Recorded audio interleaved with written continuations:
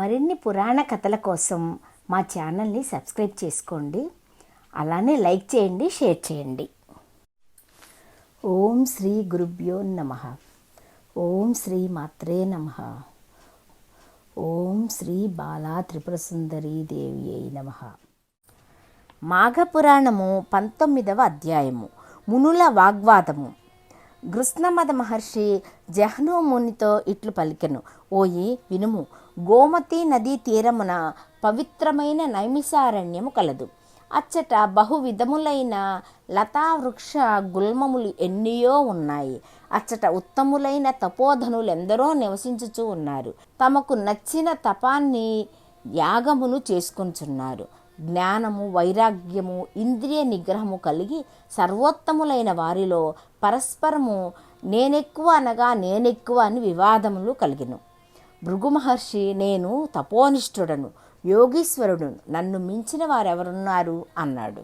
గౌతముడు, నేను అందరికంటే పెద్దవాడను, బ్రహ్మకల్పము పూర్తియగు వరకును తపము చేసేటివాడను, నేనే గొప్పవాడిని అని పలికాడు. లోమసుముడు అను ముని, నాకు సమానుడెవరూ లేరు, నేను మున్నులకే గురువును అని ప్రకటించాడు.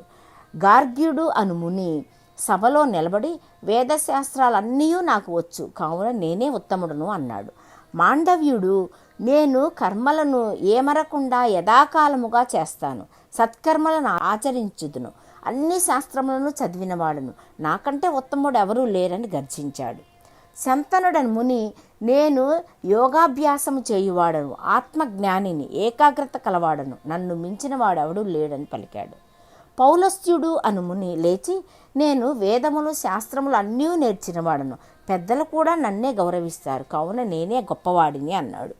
శౌనకుడు, ఆత్మవేత్తలలో నేను మొదటివాడను, నాకంటే పూజ్యులు ఎవరు లేరు. ఆ మునివరులు తమ గొప్పదనమును బిగ్గరగా ఎవరికి వారే చెప్పుకొంచున్నారు. కొందరు కోపమును పట్టజాలక భృగు మహర్షి వద్దకు వచ్చి వాని జడలను లాగి పిడికిళ్ళు బిగించి కొట్టారు. ఒకరినొకరు దూషించుకొనుచు కొట్టుకొనుచు వారి దండములను ఛత్రములను లాగుచు కోలాహలం పెంచారు. ఇట్లు వారు పరస్పరము వివాదపడుచుండగా కలహప్రియుడైన నారదుడు వచ్చాడు. కలహించుకొనుచున్న వారిని మరింత ఉద్రేకపరిచాడు. వైకుంఠమును చేరి శ్రీహరిని ఈ విషయమును విన్నవించాడు. శ్రీహరియు, నారద, ఆ మునులు జ్ఞానులైనను నా మాయకు లోబడి కలహించుకొనుచున్నారు. వీరి వివాదము ఉపాయము శమింపచేయవలెను. నాకిష్టులైన సనక, సనంద, సనత్కుమార, సనస్సు జాతుల వారుని వివాదపడుచున్న మునీశ్వర్ల వద్దకు పంపుతాను. వీరు నలుగురును ఎల్లప్పుడూ 5 సంవత్సరములు వారుగానే ఉంటారు. వీరి బాల్యమున చతుర్యుగములెన్నియో మార్లు గడిచినవి. వీరితో పాటు వృద్ధుడు బుద్ధిశాలియగు మార్కండేయుడు కూడా పంపుతాను. అతడు 7 మహాకల్పములు జీవించువాడు. మునులకు మార్కండేయునకు వివాదం జరుగును. నారద, నీవును అటకు పోయి చూడుము అని వారిని పంపాడు. మార్కండేయ మహర్షి వివాదపడుచున్న మునుల వద్దకు వచ్చాడు. కొత్తగా వచ్చిన మార్కండేయ మహర్షిని చూసి వివాదపడుచున్న మునులు వివాదమును ఆపి అస్పష్టములైన మాటలతో వానికి గౌరవంను చూపిరి. మార్కండేయుడును వారినందరినీ కుశల ప్రశ్నాధికములతో శాంతపరిచాడు. ఇట్లు కొంతకాలం గడిచింది. సనకస నందనాది మునులు నలుగురును అచ్చటకు శ్రీహరిని కీర్తించుచూ వచ్చారు. మార్కండేయ మహర్షి వారిని చూచి ఎదురు వెళ్ళి నమస్కరించి అర్ఘ్యపాద్యములచే పూజించారు. వారి పాదములను కడిగి నీటిని తలపై చల్లుకున్నారు. ఇట్లు తమకు పాదాభివందనం చేసి గౌరవించుచున్న మార్కండేయుని చూచి సనకాది మునులు ఆశ్చర్యపడి ఇట్లన్నారు. మార్కండేయ మునీంద్ర, నీవు వయోవృద్ధుడవు, మునులలో ఉత్తముడవు. 7 మహాకల్పములు నీ ఆయుష్కాలము. కృత, త్రేత, ద్వాపర, కలియుగములు 4 మహాయుగమగును. ఇట్టి మహాయుగములు 1000 గడిచిన బ్రహ్మకు ఒక పగలు రాత్రియు, అట్లే 1000 మహాయుగముల పరిమాణము కలది. ఇట్టి 360 దినములు బ్రహ్మకు 1 సంవత్సరము. ఇట్టి 100 సంవత్సరముల బ్రహ్మకు ఆయుష్కాలము. దీనిని మహాకల్పమని అంటారు. ఇట్టి మహాకల్పములు మార్కండేయ మహర్షికి ఆయుష్కాలము. ఇట్టి నీవు బాలురమైన మాకు నమస్కరించి పాదోదకమును నీ తలపై చల్లుకొనుచున్నావేమి? వృద్ధులు బాలురకు ఎదుట వెళ్ళుట నమస్కరించ చేయరాదని శృతి వాక్యం ఉన్నది కదా, మేము 5 ఏండ్ల వారమే కదా అని పలికారు. ఇట్లా సనకాదులు పలికిన మాటలు విని మార్కండేయ మహర్షి ఇట్లన్నాడు: భగవద్గా నలాలసులారా, ఒక్కొక్క దినము గడుచుచుండగా ప్రాణుల ఆయుర్దాయము కుండ నుండి స్రవించు నీరు వలె తగ్గిపోవచ్చున్నది. 21 కల్పములు జీవించినను మృత్యు తప్పదు. ఇందు అసత్యము లేదు. ఎక్కువ వయస్సు ఉండుట వలన ప్రయోజనమేమి? వేదశాస్త్రములను చదువుట చేత లాభమేమి? యోగమును పాటించుటచే ఉపయోగమేమి? తపము చేత కర్మానుష్ఠానముచే ప్రయోజనమేమి? జ్ఞానహీనుడు చిరంజీవి అయినచో వచ్చిన ప్రయోజనమేమి? నిరర్ధకముగా కాలము గడుచుటచే దుష్టుల జీవనము గడిచిపోవచ్చున్నది. జ్ఞానమును సంపాదించువాడే ఎక్కువ. వ్యర్థముగా అజ్ఞానియే ఎక్కువ కాలము గడిపిన వాని గొప్పతనం ఏమున్నది? వినాశకాలము దాపురించినప్పుడు ప్రాణి లోకము భయము నొంది తాను చేసిన కర్మల ఫలమును అనుభవించి మరల జన్మించును. నిత్యము కాని దేహముతో విష్ణు కథా ప్రసంగము చేయు వాని బ్రతుకు సార్థకమైనది.